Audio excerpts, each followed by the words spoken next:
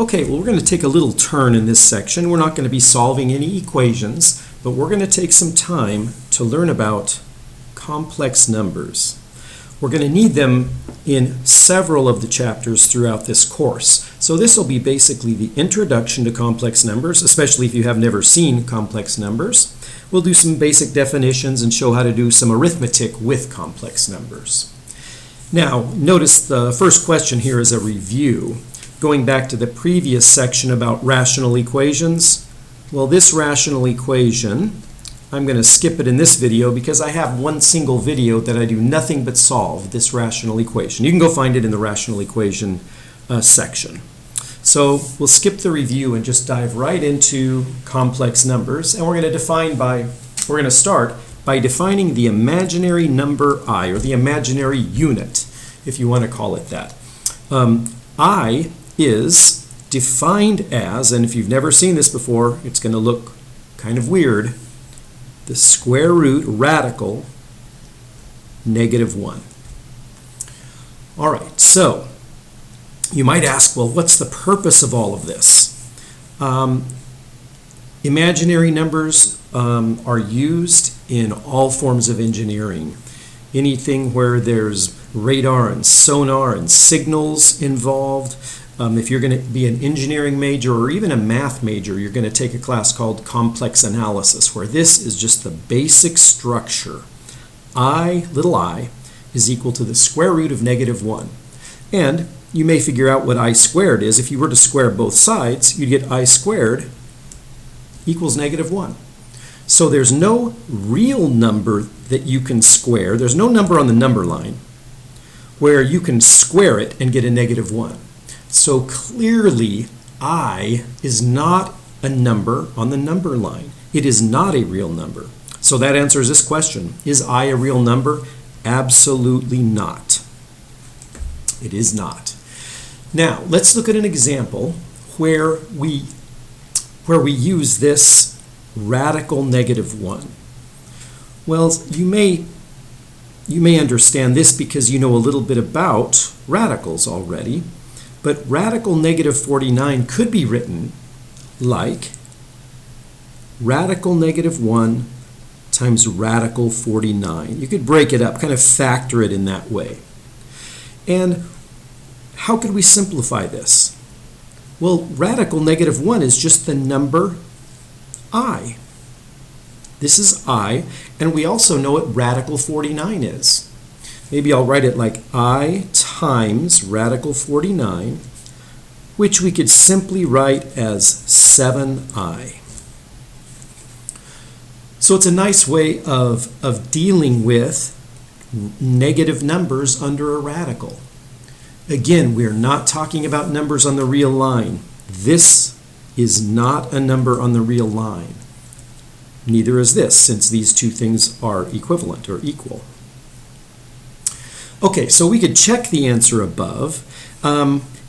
If I square 7i, I should expect to get -49. So let's try that. 7i quantity squared. If I square this imaginary number, I'm going to get, well, like if you remember your exponent laws, this is equal to 7 squared I squared. I'm applying the exponent to both of them because this is multiplication in the parentheses. And that's equal to 49. Well, I squared is -1, which is -49. So in fact, that does work. If you square the number 7i, you'll get the number underneath this radical, which is -49. Okay, well, the imaginary number I is kind of the basis for what we call complex numbers. The set of all numbers that have this form, a plus bi, where a is a real number, b is a real number, and I is just this imaginary unit, the imaginary number that we defined, that is the set of complex numbers. Every complex number can be written in this form, where a and b are real numbers, and then I is the imaginary number. The number a, this first one here, is called the real part. of the imaginary number, a plus bi. And the number b, just the b, not bi, the number b, which is a real number, is called the imaginary part.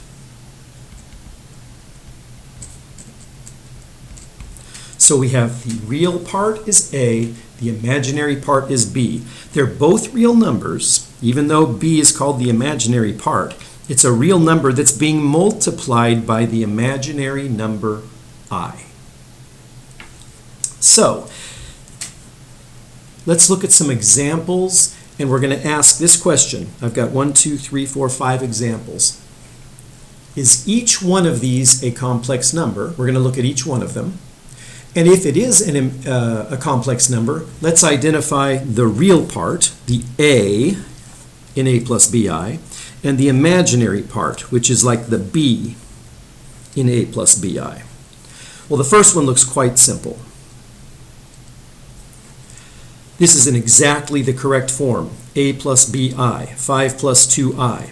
The 5 is representing the a, the 2 is representing the b, so the 5 is the real part and 2 is the imaginary part. So I'm just going to write them as two numbers like this. The first one is the real part. The second one is the imaginary part. The next number is 10 minus 3i. Well, that's also a complex number. Remember, this could be written 10 plus negative 3 times I. So therefore, it's in a plus bi form, where a and b are both real numbers. 10 is a real number, negative 3 is a real number. It's easy to see that a is 10 and b is negative 3, just like that. So I'll put 10, negative 3. So both of those are complex numbers, so we're doing good so far. How about c? Is this a complex number? Well, indeed it is, but it's not written in what we call the standard form, a plus bi. It's more like bi plus a. It's still a complex number, but this is the form that we like to write all of our answers in, and all simplified complex numbers. So if I just reversed them, I would get a 12, positive 12, minus 6i. So the a portion is the number 12, and the b portion is negative 6. So the real part is 12. The imaginary part is the number negative 6. So again, just as a reminder, we're doing a comma b, a comma b, a comma b. The real part and the imaginary part. All right, how about d? Don't make d too difficult. Yes, of course this is a complex number because you can write it in this standard form a plus bi as 0 plus 7i. So a would be 0 and the b would be 7. That's our a and our b. Now the last one might be, you might think it's a little tricky. There's no imaginary part. I doesn't even show up. That means that this is like negative 2 plus 0 times I. Is this in the correct form? Is this in a plus bi form? Indeed it is. Negative 2 is the a and 0 is the b. So negative 2, 0 would be our a and our b. And we'll see this again in the next video, that a real number by itself is actually a complex number. It just has 0 for that imaginary part, this part right here, the b portion. So if b is a 0 in this a plus bi, you would just have the real number a. That's our introduction to the imaginary number I.